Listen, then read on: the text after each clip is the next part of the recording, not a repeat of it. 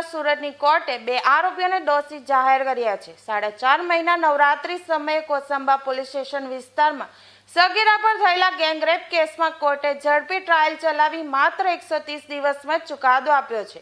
Gangrape મામલે પોલીસે કુલ 3 આરોપીઓને ઝડપી પાડ્યા હતા, જેમાં એકનું ટ્રાયલ દરમિયાન બીમારીના કારણે મોત નીપજ્યું હતું, જેથી 2 આરોપીઓ સામે કેસ ચાલતા પુરાવાના આધારે કોર્ટે બંને આરોપીઓને દોષી જાહેર કર્યા હતા।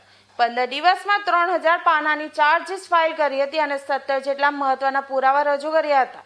કોર્ટે સોમવારે બંને આરોપીઓની સજાનું એલાન કરશે।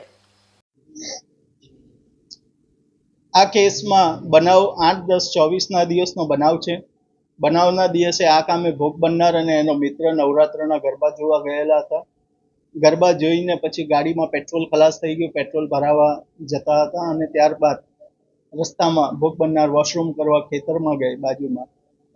એ દરમિયાન 3 આરોપીઓએ આ ભોગ બનનાર અને એના મિત્રને જોયા, એનો પીછો કર્યા પછી ભોગ બનનારનો જે મિત્ર છે તે મિત્રના પહેલાં તો કપડાં કઢાવી નાખ્યા, એ લોકોને ધમકાવ્યા, ભોગ બનનારનો મોબાઈલ લૂંટી લીધો। એ મોબાઈલમાંથી ભોગ બનનારના ફોટા પાડ્યા, એની ચેન લૂંટી લઈ।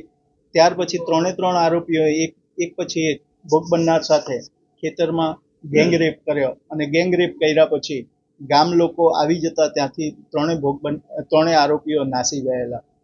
આ કેસમાં આરોપી વિરુદ્ધ BNSની ગેંગરેપની કલમો લાગેલી, પોક્સો એક્ટ હેઠળના તોમતનામું ફરમાવ્યું અને એટ્રોસિટી એક્ટ હેઠળનું તોમતનામું ફરમાવ્યું।